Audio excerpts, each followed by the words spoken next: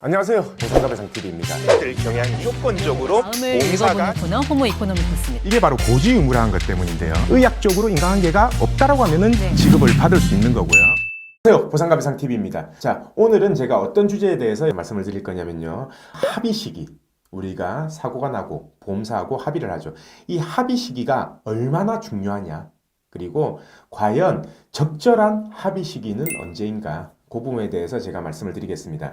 자, 사고가 나신 분들이 아마 많이 보실 거고요. 생각할 겁니다. 합의 시기는 언제가 적당하냐? 장애 진단서가 나온 이후에 합의하는 게 적당하다.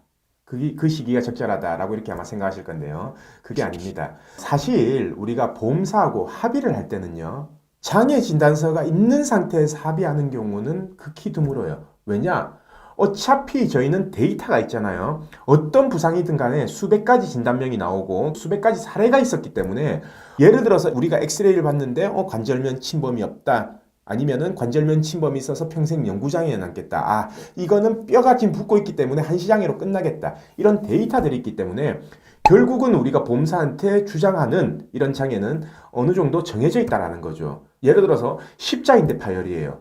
그러면은 보험사한테 저희는 최소 14.5%의 영구장애를 주장을 하거든요. 아니면 뭐 척추에 압박 골절이 됐다. 그래서 핀을 박았다. 그러면은 32%의 영구장애를 주장하고요. 그리고 팔 중간에 딱 부러졌다. 라고 한다면은 그냥 13%의 한시 3년 정도, 길면 5년 정도. 그리고 정강이가 부러졌다. 근데 뼈가 다 붙었다. 라고 한다면은 뭐 14%의 한시 3년에서 5년. 그리고 뼈가 안 붙었다. 라고 한다면은 영구장애. 뭐 고관절이 골절됐다 12% 이런 식으로 정해진 데이터에 따라서 3년이든 5년이든 아니면 영구장애든 이렇게 주장을 한다는 거죠.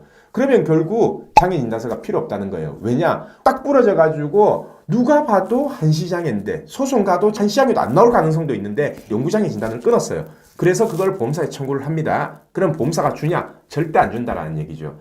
그러면 결국 장애 진단서가 발급될 때까지 합의를 늦출 필요는 없다라는 거예요. 단 여기서 몇 가지 케이스는 있습니다. 예를 들어서 뭐 십자인대 파열 같은 경우에 동료를 정확하게 측정을 해봐야 된다. 이런 경우는 6개월이 지난 시점에 장애를 측정을 해야 되겠지만 6개월 이내 합의를 하는 사건이다 라고 한다면 장애 진단 나올 때까지 기다릴 필요가 없다라는 거죠.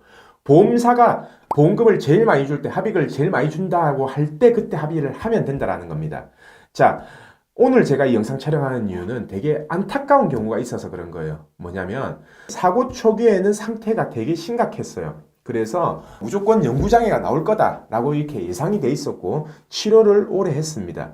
6개월을 입원하고 1년을 입원하고 그리고 통원을 또 6개월, 1년을 더 한 거예요. 근데 막상 합의 안 하고 2년이 지나버리니까 지금 현재 상태에서는 전부 다 회복돼 버린 겁니다. 그래서 나는 이제 치료 다 끝났다. 소송을 해달라. 저희가 검토를 했어요. 그리고 현재 상태를 봤습니다. 근데 그 상태가 만약에 영구장애가 나올 사건이 아니다. 그리고 지금 이 시점에서 신체 감정 가면은 한시장애도 안 나올 수도 있겠는데 라고 하면은 소송을 하면은 큰일 납니다. 왜냐? 한 푼도 못 받는 경우가 있어요. 물론 한 푼도 못 받는다라는 거는 장애 부분에서 한 푼도 산정이 안 된다라는 거겠죠. 자, 그런 분들은 그럼 어떻게 했어야 되냐? 경과를 봤었어야 됩니다. 사고 나고 뼈가 정확하게 붙고 있고 단지 내가 그냥 통증 때문이다 라고 한다면은 상태가 안 좋았을 때 소송을 들어가든가 아니면 상태가 안 좋았을 때 보험사하고 합의를 하든가 했어야 된다라는 거예요.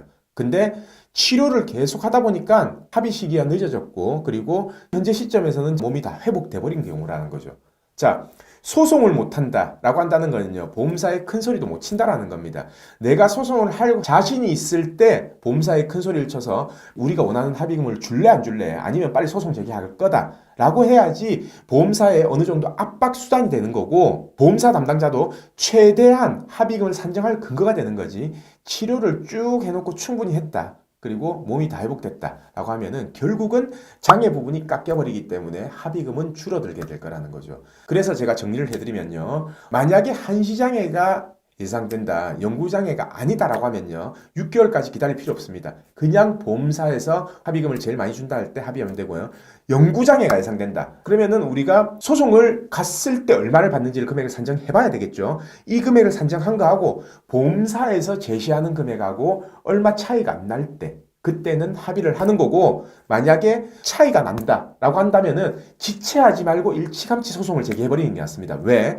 소송을 제기해야지 신체 감정을 받을 수 있고 내 몸 상태가 최대한 안 좋을 때 신체 감정을 받는 게 그나마 유리한 결과가 나올 수가 있다는 얘기죠. 자, 소송하면은 치료 못 받는 거 아니냐? 아닙니다. 소송 끝날 때까지 치료받을 수 있어요. 보통 부상사고 같은 경우에 소송이 1년 이상 걸리거든요. 그렇다면은 사고 시점, 뭐 한 4개월, 5개월 된 시점에서 소송 제기하고 계속 치료받고 치료가 끝나는 시점에 판결을 받고 그 손해배상금을 받는 게 가장 좋은 방법이다. 저는 그렇게 생각하거든요. 그래서 이 합의 시기 왜 중요하냐면 내 몸 상태가 최악일 때 보험금을 지급받는 게 제일 좋은 거고 보상받은 돈으로 더 좋은 치료도 할 수 있을 거 아니에요. 그래서 보상을 받은 이후에 점차적으로 몸이 회복되는 경우가 제일 좋은 케이스다. 그러려면 합의하는 시점이라든지 아니면은 소송을 들어가는 시점, 신체 감정을 받는 시점 이거는 조금 명확하게 해놓을 필요가 있다. 그 부분에 대해서 말씀드리기 위해서 오늘 영상 촬영했고요. 자, 이게 아마 처음 부상당하고 처음 다치고 처음 합의해보고 이런 분들은 어떻게 해야 되는지를 모르실 겁니다. 그래서 검색창에 그냥 보상과 배상 검색을 하셔도 되고요. 아니면